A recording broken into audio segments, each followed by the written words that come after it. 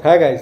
तो आज हम बात करेंगे कोसी नदी में जो आई हुई है इतना बाढ़ की प्रभाव को लेकर के कि क्या रीज़न है कि बाढ़ कोसी नदी में आ गया। तो कोसी नदी एक ऐसा नदी है जिसको दुखनी भी बोला जाता है बिहार का, क्योंकि इस नदी में इतना तेज प्रभाव के वजह से यह नदी अपनी रास्ता खुद बना लेती है, कई गांव की तरफ, कई बस्ती के तरफ।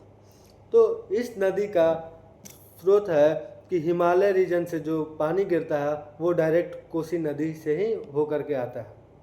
और नेपाल की पहाड़ियों जो आज कल इतना भारी वर्षा हो रही है और नेपाल में जितनी भी बारिश होती है वो पानी जमीन के रास्ते से पूरे बिहार में आ जाती है। तो ये कोसी नदी का स्रोत है। तो कोसी नदी का जो डैम है, जिसका कोसी नदी को रोका जाता है नेपाल से आई हुई पानियों को, वो डैम का अंत समय अब आ रहा है, जैसे ऐसा लग रहा है। क्योंकि यह पानी का इतना ज़्यादा स्रोत है कि पानी डैम से भी नहीं रुकने वाला है। अगर पूरे बांध को रोक दिया जाए तो कोसी नदी भी बहा करके चल जाएगी, इतना तेज़ी से पानी वहाँ पड़ जा रहा है। अभी आप लोगों ने कुछ सोशल मीडिया पर देखा होगा कि कोसी नदी का जल स्रोत है वो कितना तेज़ी से बढ़ रहा है। अगर किसी व्यक्ति, अगर कोई भी व्यक्ति उसमें अगर छलांग लगा दे या फिर कूद जाए तो उसका बचना असंभव हो सकता है, इतना तेज प्रभाव है कोसी नदी का।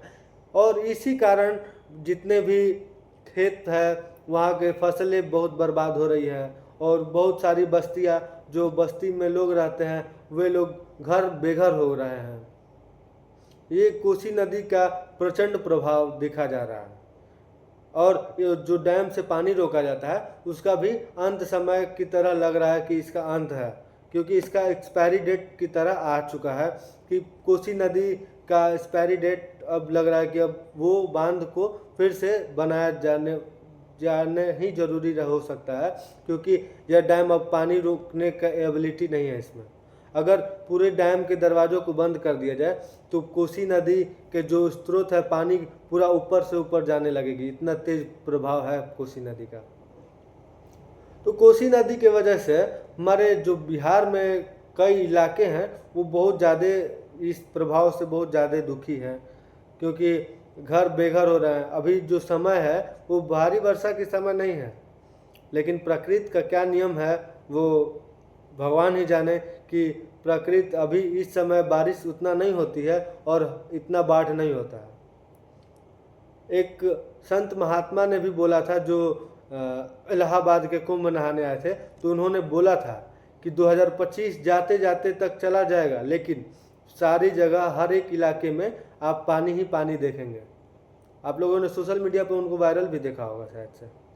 तो कोसी नदी का ये जो प्रभाव है जिस कारण बहुत ज़्यादा फसल बर्बाद हो रही है, किसानों को बहुत ज़्यादा देखना पड़ जाएगा, संभालना पड़ जाएगा कि कैसे क्या होगा, क्योंकि किसान ही हमारे भारत के सबसे न्यू जाति है, मतलब सबसे फाउंडेशन जाति है, क्योंकि इन्हीं के वजह से हमारा पूरा भारत आराम से खाना खा पाता है, अन्न खा पाता है।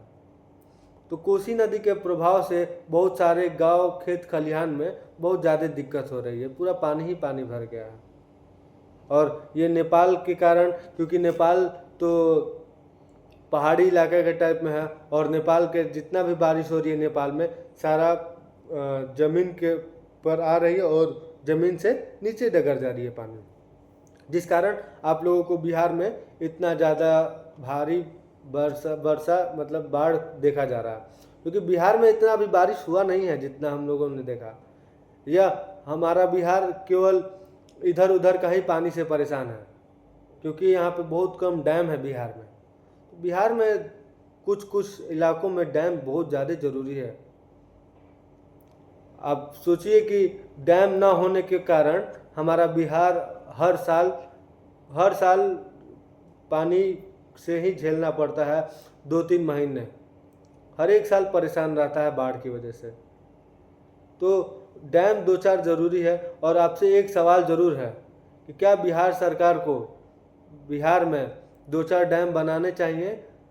अगर बनाने चाहिए तो कमेंट में ज़रूर लिखिएगा, और आपका क्या राय है इस भारी भरकम बाढ़ को। और हर एक साल बाढ़ से बिहार जूझता है, तो आप इस कमेंट में ज़रूर बताइएगा कि क्या बात है, क्यों बिहार में बाढ़ आती है। तो धन्यवाद, और आप इस चैनल को लाइक करें, सब्सक्राइब करें और शेयर करना ना भूलें, ताकि लोगों तक ये बात पहुँचे। और हमारे सवाल का जवाब ज़रूर कमेंट बॉक्स में दीजिएगा। धन्यवाद।